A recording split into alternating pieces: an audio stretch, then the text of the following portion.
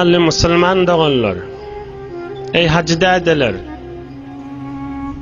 gulalı cavan dostlar, sesimiz zepit boluvati, başka yurtlardan sesimizi eşitecek doğanlar, başka yerlerde işlep gezip be, zahmet çekip gezip be, halal çöreğim olsun deyip, hizmet edip gezip be, oğlan uşağıma vur, halal çörek olsun deyip, ya mariz hal olup gelip bilmeye, sözümü eşitdiyerler ve eşitecekler. Dinne bir gurrun var. İnde zikri salihin tenzilur rahme. Tenzilur rahmetu inde zikri salihin. Tenezzelur rahmetu inde zikri salihin. O adamlar ağzalsa şotak rahmet yağıyandır deyip. O adamlar ağzalsa rahmet yağıyandır. Rahmet yağıya dediği nur yağıya. Bereket yağıya. O adamların gurrunun eşitinde iman yağıya. Adamın imanı arttı. Rahmet yağıya dediği gayrat yağıya. Himmet yağıya. O adamların gurrunun edinde rahmet yağıya dediğinin yeni bir manası adamın yüreği açılıyor. Bütün insanlar, kafir Müslümanlar pul uğradın harcettiye yüreğim açılsın deyip, tefrihe gittiye, cengile gittiye, derya gittiye yüreğim açılsın deyip, insanın en yüreği açılyan vakti salih adamlar bilen oturuşan vaktindedir, ya da salih adamların gurrunun eşitdiyen vaktindedir. Şolon kıssaları, şolon yaşayışları, şolon aydan kepleri, şolon dirman sözlerini, o adamlar ağzalarına Hudayın rahmeti yağıya insanın yüreği giyiniyede. Oham o adamların gurrunu ağzalarına verne inca şerbet ender şerbet est bolye. Hazreti Mevlana'nın ayet yani.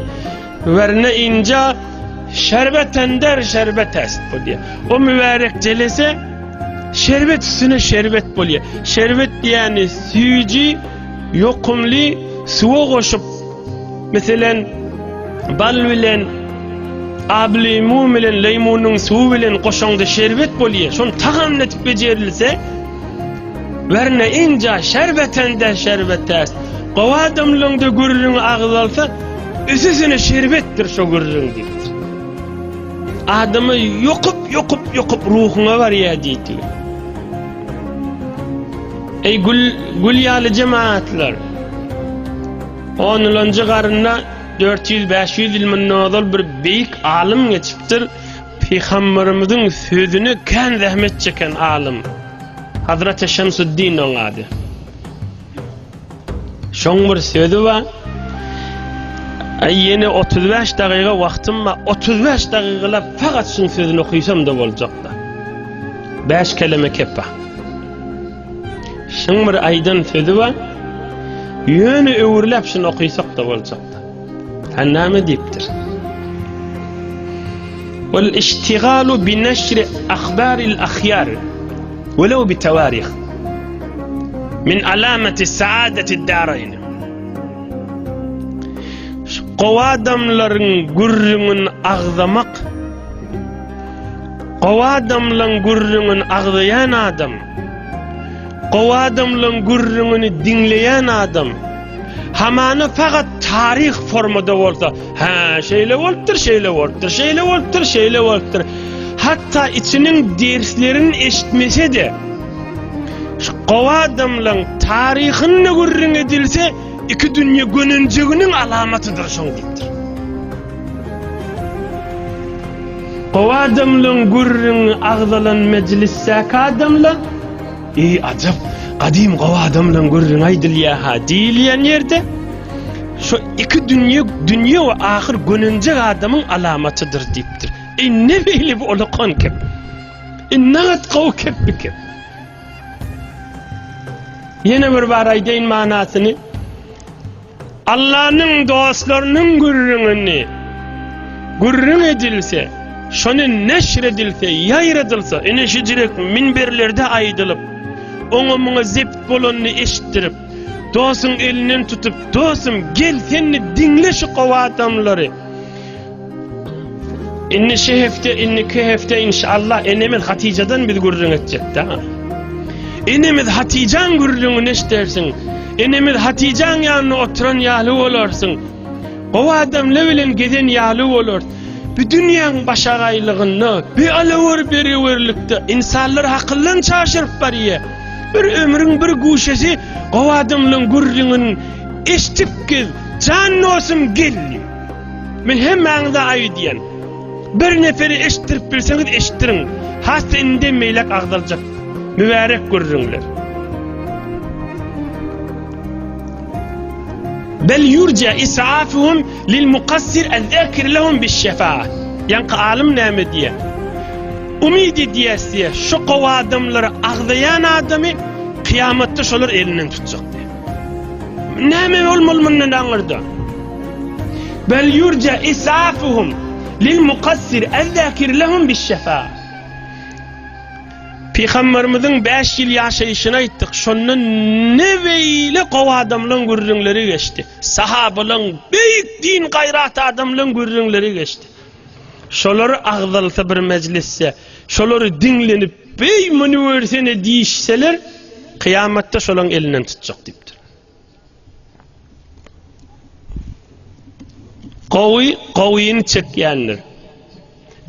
Biderek çekýänler. Qalmaň, wagt tapyň, bahana tapyň, fursat tapyň gelip duruň. Dostlaryňyzy da düşündüriň. Gijuni ömri gün doğuya hala battı qaranqyşy mahal. Hemmemiziň günümizde bir gün ýaşjakdyr, qara ýere girjekdir. Qara ýere girmäke bir beýik insanlaryň, Allah'nyň dostlary, ewliýalaryň, ulamalaryň, salihliň gurrunlaryny şirket edip geçeýdim. Ay özüm mutala etyen, ay özüm okuyan, ay vaktim birda dip özün ağlamasın. Yattan milyon murtada gelsin. Eştirin dostluğunuzu da bir mübarek celeseden kalmasınlar. Bir mübarek celeseden kalsa ulu qovnıqmıttan bir nesip qallığıdır. Bir mübarek celese nesipli adam ulu nıqmıtın nesiplidir. Bir mübarek celeseden bir nesip adam bir bahane bilen gelmeyen adam ulun nıqmattan mehrumduğudur. Bir mübarek celese ine gelen adamları da ulun nıqmat nesip ettiğidir. Huday sizi şu ağdalıcak büyük adamlar bilen kıyamatta sizi bile etsin. Men yürek istegim Allah'dan. Ak yürek bilen ya gelip ya uzru olup gelip bilmeyeni dinleyenleri. Rabbim Allah'dan dileyen kıyamatta birileri şol ağdalıcak o adamlar bilen bile etsin. Amin neycim. İnni geleyliğin ummatın içinde büyük insanlan gurrununa. Enemiz Hatice'den evvel aytmakçı olduk. Ama enemiz Hatice'nin gurrununa girmekak Serdar-ı alemden önçek gurruna değilim. Tamam peygamberlerin tacından, rahmetun lil aleminden, mahşer meydanına evvelin ve ahirine şefaat edecek büyük insan. İzzetli, şeref eyesi, keramet ve mucizeli, raufur rahim olan gözümüzün nuri, mahluğun en azamatlısı, mahluğun en kerametlısı, mahluğun en cemallısı ve kemallısı, tamam peygamberlerin imamı, tamam peygamberlerin murselinin seyyidi ve serveri ve serdari, aleme rahmet olan Muhammed Habibullah, Muhammed Resulullah aleyhissalatu vesselam. Bu gurrunde peygamberimizden ağdacağımdı mukaddeme ennemiz Hazreti Hatice'den ağdacağımı da. Nebi Ekrem aleyhissalatu vesselam 5-6 yaşındaqa. Peygamberimiz aleyhissalatu vesselam 5-6 yaşındaqa. Gurrunlun süyücüsü Nebi Ekrem aleyhissalatu vesselam'ın gurrundur. 5-6 yaşındaqa dədesinin dədesi bir qaqa diyas, bir tofarlar ata diyalar. Peygamberimizin qaqası ya atası kim? Abdülmuttalib. Abdülmuttalib bir neçe Mekke-i Mükerremen yaşulları bilen Habeşe'de ma'ruf Necaşi var. Şondan önçek Seyf deyip bir akıllı, zeren, alımlı bir büyük adam padişah olupdur. Habeşan sultanı olupdur. Seyf diyen adam. Peygamberimizin qaqası, atası Abdülmuttalib Mekke-i Mükerremen bir neçe yaşulları bilen Habeşa gaşin uğru yerler şonun padişahlığını kutlamadan çıdı. Peygamberimiz aleyhissalatu vesselam 5-6 yaşındaqa. Ahım bular bar yerler ol padişahın yanına. Şol yurda bararlarına kervan adamlar bar yanmıştıklar her yurttan ya işi düşüp var ya kutlamağa var yerler. Ahım yankı padişahın adı Seyf şon daşında geleverin gideverin deyip ecazı verip duran nigahvan dervarda duran adam var da Mekke-i Mükerreme'den kervan geldi deyip padişah haber verdirler. Aham bir fırsatta bir köklenen vaqtda padişah aydıptır Mekke'den gelen adamlar gelsin içerik deyiptir. Peygamberimizin atası qaqası Abdülmuttalib ve Mekke'nin yaşulları giriptirle kasrın köşkün içine. Padişah oturmuştuk büyük tahtın üstüne ve sağınına soluna vezir vekiller oturmuştu. Ohum yankı uyuşmeleri var. Abdülmuttalib bilen Mekke-i Mükerremen yaşulları. Abdülmuttalib bir kıgadam evesi uyuşuptur. Ecazı versen köplecek deyiptir. Padişah aydıptır. İn kunte mimme yetekellem beyne yedeyil muluk fakat azinna lek. Şalına önüne kepleyen adam sen morsan ecazı veriyaz keple ver deyiptir. Abdülmuttalib sayraptır. İnna Allah azze ve cel ahalleke eyyuhel melik mahaller rafi'a şamihan bâzihan beni'a ve ente ebeytellâne melikul Arab. Arapçasını okuysam o da gidecek. Yoksa acap Arap kelimeli koş hıyal edip ayt diye seçip ayt diye. Ey şah diye. Allah Teala seni büyük makamda koydu. Araplar kıssansa sana yortuk geliyerler diye. Sen bir sütünürsün sana yapılanyandirler deyiptir. Sen milletin kaçalgasızdırsın deyiptir. Ve bir Mekke-i Mükerreme'den ulu Araplan seyleyen Mekke-i Mükerremesi Kâben yanındaki adam ve Allah'ın öyü Kâben hadimi bizler deyiptirler. Abdülmuttalib özlerini tanıdıptır da. Oham padişah fikir bir yerleri gidiptir. Padişah tanıydı da bunları. Oham aydıptır. Ve men ente eyyuhel mutekellim. Sen özün kim bolyan deyiptir. Ve men ente eyyuhel mutekellim. Sen özün kimsen deyiptir. Sen özün kim deyiptir. Size tanıydım deyiptir. Mekke'nin adamlar siz. Kâben hadimler siz deyip. Kâbe-i müşerrefe. Ona deyiptir. Men Abdülmuttalib Haşim'in oğlu deyiptir. Hiçbir işimiz de yok. Fakat sen kutlamana geldik deyiptir. Padişah kellesini kıymırlatıp bolacak deyiptir. Bular silan deyiptir. Näçe onun alacak bolsalar hormat koyun. Buları uğradıptırlar. Mihman kulluk edilyen yere. Çay suyu nahar verilecek yere. Onlar iyi biçip bir neçe gün gediptirle yurdu öğrenirler. görmeli yerleri görýändirler. Ýanky Şah Seyf diýen adam bir adamy beripdir. Şol Abdülmuttalip men öwümde keplemedim mekkelipdir. Şoň bir özüne aýt men ýanyma gelsin diýipdir. Nebi Ekrem aleyhissalatu vesselam 5-6 ýaşynda gaşyr. Abdülmuttalip heyran alıp ýekewe gelipdir. Oham aýdypdyr: "Ya Abdülmuttalip, inni mufdin ileyke min sirri ilmi emran." Ey Abdülmuttalip diýipdir. Men içimde bir bilýän zadym bar, şonu sana aýtjak diýipdir. "Lew kana gayruka lam abuh lahu, walakinni ra'aytuka ma'dinahu fa atla'tuka til'ahu. Falyakun 'indaka makhbiyan." Ey Abdülmuttalip diýipdir. Men almymda, men bilýän zadymda bir alamat urugly ýerde bir bukugly bir genç diýäs. Bir bukugly kymmatly zat ýaty diýipdir. Şu bukugly kymmatly zatyň alamatyny senden görýän diýipdir. Alamat hamany bir ýerde gadim bir altyn gömseli üstüni tümmek etip goýýanmyşdyklar da. Ýusga bir tümmek etip goýýanmyşdyk, defe etýänmişdikler. Şu defäni seni görýän diýipdir.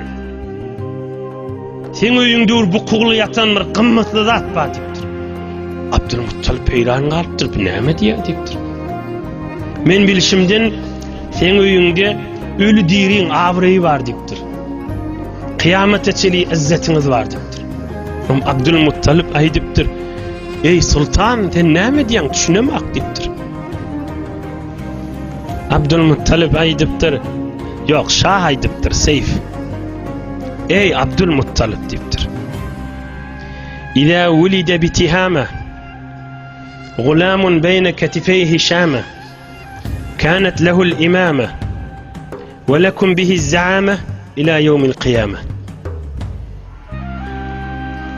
Ve hâzâ hînuhu ellezî yulad ev qad wulid." Ey Abdülmuttalip diýipdir. Bizim bilişimizden niptir Mekke'de bir oğlan dünyaya gelmelidir. Bir oğlan dünyaya gelecektir, iki gerşinin arasında da alamat vardır. İnşallah hemmeniz bilýänsiniz, bilmeýäniňiz de bilin. Nebi Ekrem aleyhisselamın iki gerşinin arasında doğru arkasının ortasında yukarırakta kepterin yumurtkasy alyp tüňü jawamışdyk. Adam aleyhisselamdan merhem ve peygamberlere haber verirler. Şu peygamberin arkasında alamat vardır. Bir oğlan dünyaya gelecektir, arkasında da alamat vardır diýipdir. Şu dünyaya gelse kıyamete çelişize avreydir, o şu da baştır diýipdir. Peygamberlik berilecek şoňa diýipdir. Bizim bilişimizden dünyaya gelmeli vakti, ya dünyaya gelen nädir şo diýipdir? İsmuhu Muhammed aleyhissalatu vesselam. İsmuhu Muhammed aleyhissalatu vesselam. İsmuhu Muhammed, Habibuna Muhammed, Şefiuna Muhammed, Seneduna Muhammed, Seyyiduna Muhammed aleyhissalatu vesselam. Adı Muhammed diýipdir. Dädesi dünýeden geçecek diýipdir. Enesi izinden dünýeden geçecek. Ağasy, kakasy atasy saklajak diýipdir. Yabudur Rahmana. Butlar döwüp Allah'a ibadet etjek diýipdir. Şol oglan otlar söndürjek diýipdir. O da Hudaý diýerleri aýyrjak diýipdir. Qawluhu fasl ve hukmuhu adl. Ya'muru bil ma'ruf ve yef'aluhu ve yenha anil munkar ve yubtiluhu. Keplerine madur mudurlu keplejek değil, açık keplejek diýipdir. Hükmü aydiyen, kesiyen hükmü tamam adalet bilen hükmetiyen büyük insan diýipdir. Hiç kimin yüzüne galmany, pullu pulsuz akkara heley erkek, ket huda kärgerin yüzüne galmany, adalet bilen hükmetjek diýipdir. Tamam gowluk bilen büýürjek, özü şu gow büýürýän zatlaryny etdiýär diýipdir. Tamam günah bilen nehyetjek, etmäň bir işi diýip, şu günahlarda özü etmeýän bir büyük adam dünýäge geljek. Fe inneke lecedduhu ya Abdülmuttalip gayri zi kezib. Ey Abdülmuttalip, men bilişimden yalan nersen şoň kakasy bolman diýipdir. Ey cemaat, ne beýle mana görüň be. Beyli peygamberimizin dünyaya gelecek vakti alameti alem cahanı bellimiştik. Ve inneke lecedduhu ya Abdülmuttalib gayri zikedi. Ay yalan nedir sen şun atası sen diptir. Ohama idiptir. Fehel ahseste bir şey mimme zekertu lek. Aydan da atlamda öyünde gördün mü diptir. Fehel ahseste bir şey mimme zekertu lek. Aydan da atlamdan öyünde gördün mü diptir. Abdülmuttalib keplaptır. Derman Resulullah canın atası keplaptır. Muhammed Habibullah aleyhissalatu vesselamın kakası Abdülmuttalib keplaptır.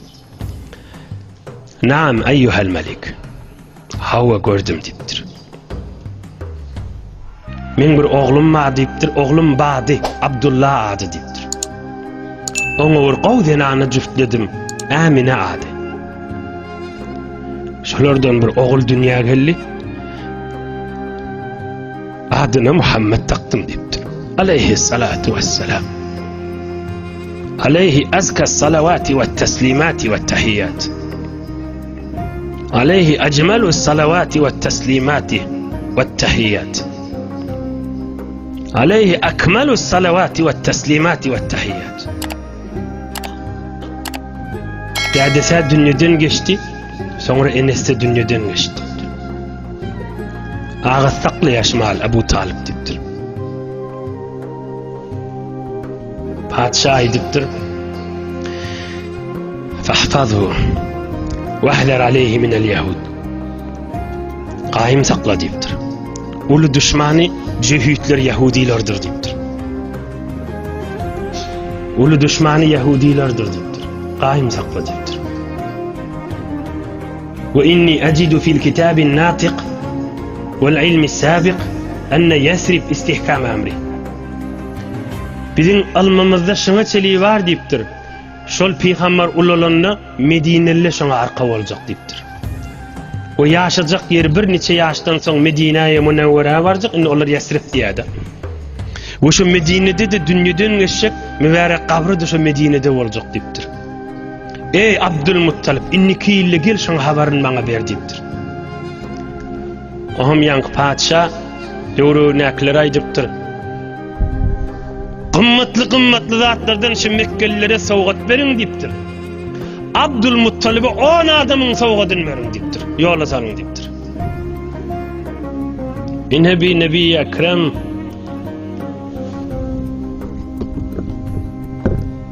aleyhissalatu vesselamın 6 yaşındaki bolon derman görürüm. Tamam tarih kitaplarda Delail-i Nübüvve Beyhaqi, Siri Nebevi İbn Kesir ve tamam tarih kitaplarda sepet bordur. Nebi Ekrem aleyhissalatu vesselam 5-6 yaşında kabolun yağdaydı. Ey cemaatler, Peygamberimiz dünya gelmeke ya dünya gelen gördüğünlerini alem cahanın gördüğün işi. Alimlerinin, cahillerinin dilinde varmış. Nebi Ekrem aleyhissalatu vesselam dünyaya geldi ve bir vefanını öpberdi ve Kur'an-ı Kerim ve ak sünnetini bize koyup gitti. İnnine ama alem cahan hadir de kafirler de ağda yer. Müslümanlar işte görürüne değil. Kafirler hadir de şunu heyranına şunu mübarek aydan sözlerine. Mübarek eden işlerine.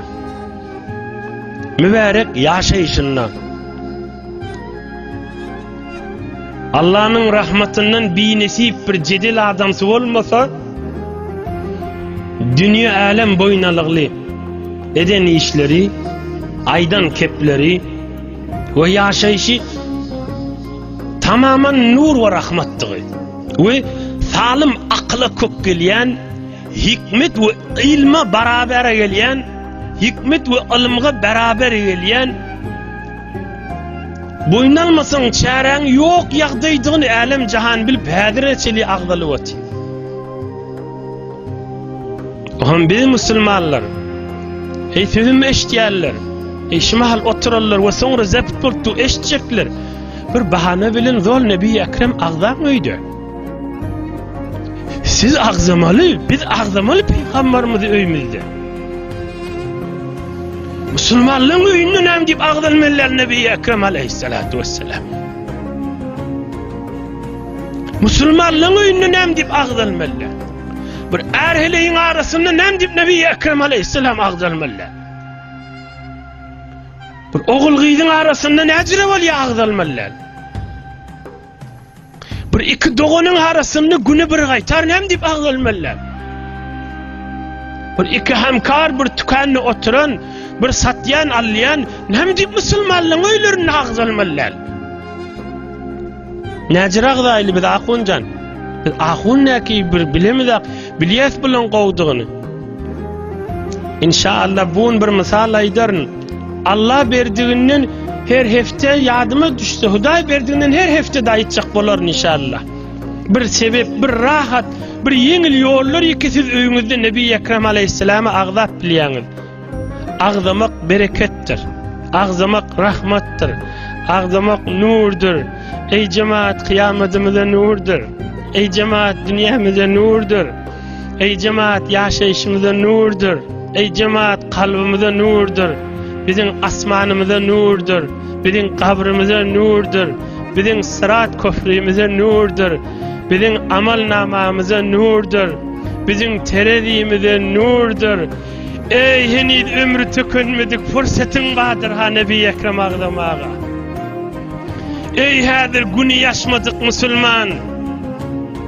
Ey hadir günü yaşmadık Müslüman.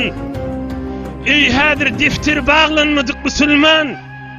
Ey hadir kabra caylanmadık Müslüman. Fırsatın vardır ağzı kerrektir. Derman Resulullah canı ağza. Necir ağzayın? Peygamberimiz aleyhissalatu vesselam'ın bir derman sözü var. Bereketut ta'ami el-vudu qablehu vel-vudu ba'dehu. Naharın bereketidir, tahamın bereketidir. Taham iyi mekan bir elin yusan, taham iyenden son bir elin yusan de. İnne bir ağzaman behterin yol.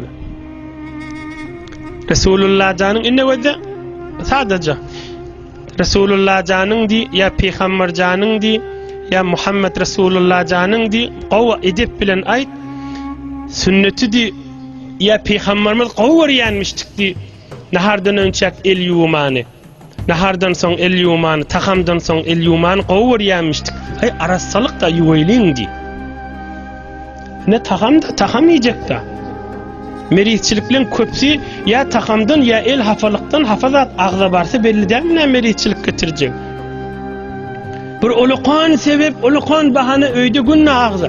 Elin yudun mu di? Nahar dip bolluk, elhamdülillah ayttık. Elin yuvar Resulullah canın derman sünneti di. Eğer ağzında yağ var olsa ağzında çaykamak sünnet. Yine ulukan derman Resulullah can aleyhissalatu vesselam'a ağza bilyan. Derman sünnetin ağza bilyan. Bir açık bolsun mesele. Meselen yan yastı namazı dehret kılan bolsan. Yastın okuyup da takamayacakmıştın. Yan yastıdan önce dehret kılın. Namaz okuydun takamın başına oturdun. Elini bir hafa eder yalzada değmendir.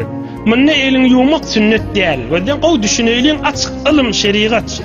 Bu yanca dehret kılın da elin arasacak.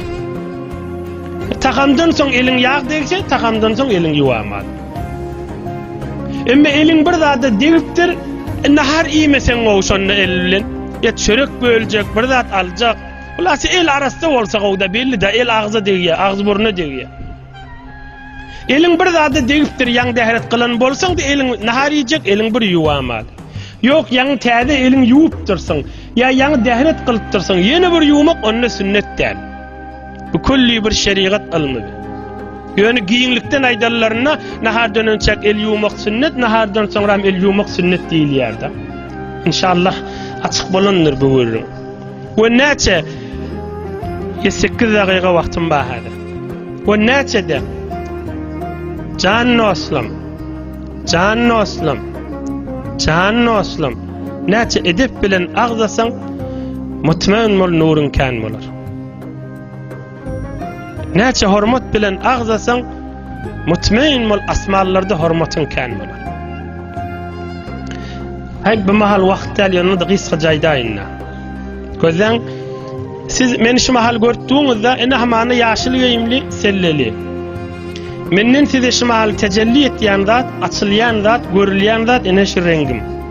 Bu bitadan men sizi gözläpdim. Ene köýnegiňiz, geyimiňiz, selläňiz, böwrüňiz bize şu görünýän ýagdaýda biledi.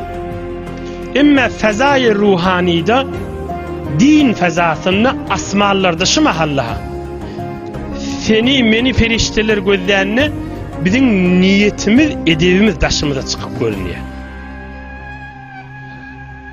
Şu oturan cemaatin var, her kimin yüreğindeki edebi ve hormati ve aşkı görüntü Allah'a ve Allah'ın ehline. Senin daşın meni işi yok. İnna Allah Teala la yandur ila suvarikum min başşor vaqt açıklarını inşallah. Kadrin bilin derman görücünlerdir. Ohum şu öýde näçe Nebi Ekrem aleyhisselam'a ihtiram koysun, edep koysun, yüreğin edebi namaz okuýandy niyet etmeýänmi? Gözde sen häzir namaz okuýaňa inni niyet etjek, niyet etdiň asmana çykýardy. Bu adam ýatsa durjak bolýar. Evvel niyet asmana çykýardy. Ya şu mahal sen niýende innikil haja gitjek diýende şu niyetin asman menen sen araňda aýlanýardy. Bu gurrun ýene aýdýan soňra bir gün açyklar inşallah. Bir misal aýdaýyn bu gurruna. Hawlukmaň, o da Allah ömrü verse günken bizi wagt doldurjak bolup gurrun aýdamyza. Dünýäňiz ahiretiňizde derman bolsun diýip aýdýas. Şayet bir neçe zat käne urlayan bolyn, şayet bir neçeleň nazarynda işin aýtmasa boljak diýsin. Ýöne öz nazarymy Allah üçin aýtýanna bir nefer haýyrlansa peýda edip. Janyňyz sag bolsun, inni kefte agalar galsa. Allah saglyk emniyet berip dursun. Amin. Bir misal aýdyn. Bu misallar owadal misallar. Bular asmany misallar. Bir Allah'ın do'sy, bir ýaşajyk oglan, bir 11 ýaşyndaky oglan Allah'ın do'sy weli salihlerdenmişdi. Näçe ýaş? 11 ýaş oglan. Bizim medreselemizden pencem okuyan bolýar. Bir güne tesbihsi şimiştik, inni atasy öýrendir, ustady öýrendir, piri öýrendir, murabbisi öýrendir. Güne muň aýtar, hezar bar muň aýtar, estağfirullah aýtýanmış. Hamany muň aýtar da salawat okuýanmış. Näçe ýaşyndaky oğlan? 11 ýaşyndaky. Bir ewliýalaň biriniň gurjüňi da. Oňa bir gün estağfirullah sanap duranmış. Estağfirullah. Estağfirullah. Estağfirullah. Estağfirullah. Estağfirullah. Estağfirullah. Oňa bir ýalňyşyk diýäýinna bir zikri estağfirullah, bir zikri de Allah'ım sallallahu Muhammed tane muň däne estağfirullah tamam et, o hem salavat okuýjakmyş.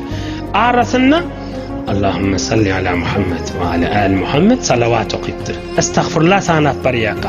Dili öwürlüp salavata geçipdir. Yanlış diýmeýin. Salavatın hormatyna. Oňam 4 ýa 5 gaýtar salavat okuyupdur. Estağfirullah içinde. 11 ýaşyndaky oglan estağfirullah sanat bariyaka dili salavata geçipdir. Birden görse,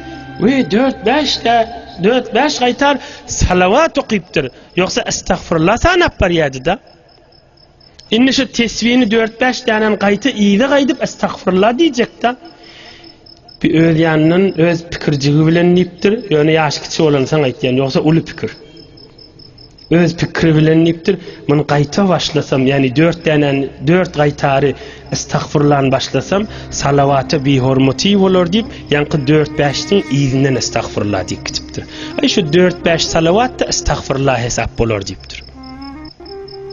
İnşallah düşünüp kullar görürüň. Bir 4-5'i men salavat okuyup durun. Gaýtadan estağfirullah diýsem, salawaty bi hormatyk bolanmasyn diýip ýygyny alyp gitipdir estağfirullah. Muň edebini wer, muň hormatyny we salavat şerife, durud şerife. Emma gije yatiqa serdar alem diýişinde beripdir.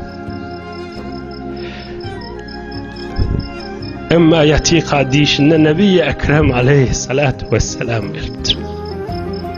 Emma alem-i rüyada, alem-i ruhanida Muhammed Resulullah aleyhissalatu vesselam bir neçe sahabalar bilen gelipdir. Çağın oğul sen näme gowwarýaň diýipdir. O da aýdypdyr, ya Resulallah, sen näme senden bolsa men gowwarýan diýipdir.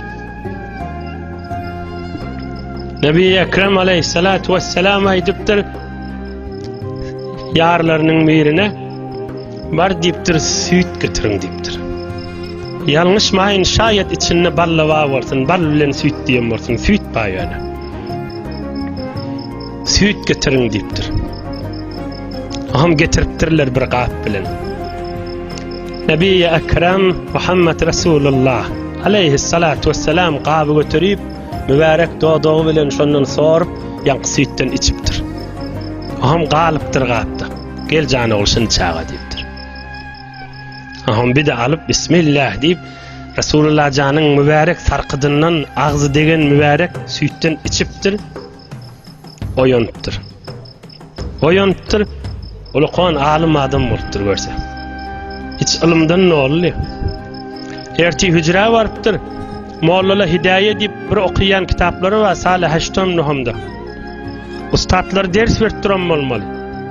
Ýa-ni 11 ýaşyndaky oglan dinläp duran bolmaly. Düşünüp barýan bolmaly. Gyn ýerleri bolmaly, ustady duran bolmaly. Näjire düşündirsem kan diýip şagirtlere. 11 ýaşyndaky oglan içinden näme bolmaly? Şunu men aýtsam ajap mollalara düşündirjekdi diýen bolmaly. Alim bolupdyr da 11 ýaşynda. Maňa diýeli edip. Men bir dua etjek jemaat ihlas we amin diýin. Ey Rabbimiz Allah Teala, biz Nebi Ekrem aleyhissalatu vesselam'ın mübarek haklarynyň beraberine edip riayet edip başaramyzak. Edibimiz kamilliğimizden beri edip riayet edip bilemizak. Hudaýa bizi Nebi Ekrem aleyhissalam'ın özünün rahmet hormatyny bizim mağfiret ve maafet. Amin. Nebi Ekrem aleyhissalatu vesselam'ın görjüňi etjek dogam ýankydy. Edip riayet edemizak. Edip riayet edemizak. Edip riayet edemizak. Allah fazl-ı kerem bilen bizi muaf etsin, bizi mağfiret etsin. Nebi-i rahmettir. Öýde agdan, edep bilen agdan. Resulullah jan gowwarýamyşdyk, nahar tagamdan önçek, tagamdan soň el ýumak gowudur. İşleýäle karhanalaryň içinde, kargalarda, düzlerde, affarilarda, guýy gazýan ýerlerde, tükellerde, pasajlarda, danışgahlarda, mescitlerde, hücrelerde ve her yerde bolsun. Nahar ýejek bolup tuqan, ýa-ni eliň desga diýipdir, eliň bir zada diýipdir, nahar yer ýarla. Resulullah janyň sünnetidir, el ýuwaýlyp oglary eşitdirin biri-biriňle. Ay arasalykda gowzat diýin. Nebi Ekrem aleyhissalatu vesselam näçe ýaşyndaky ýanky görüň? 5-6 ýaşyndaky. 5-6 ýaşyndaky. 2-3 dagygada görüň tamam edin. 2-3 dagyga inşallah. Aham şu ýyllerde Mekke-i Mükerreme'de enemiz Hatice bir neçe zenanylar bilen üç oturanmış. Enemiz Hatice bir neçe zenanylar bilen üç oturanmış.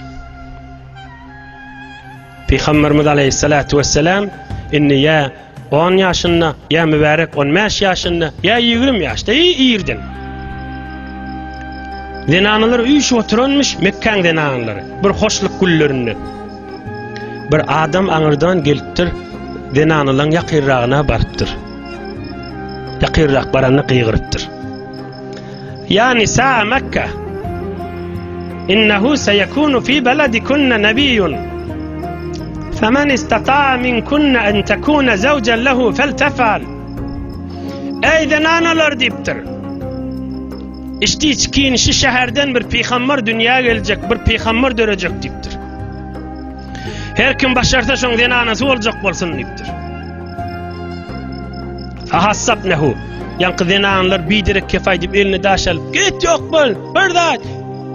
Her bir denany bir bidirek kefay dip şo qygyran adama söwüpdirler. İlla Hatice bir enimiz Hatice kellesini etek mübarek etegiňe dap oturtdyr. Hiç tat diýmän. Qaytay deyin. Şuurun men tamam etjek.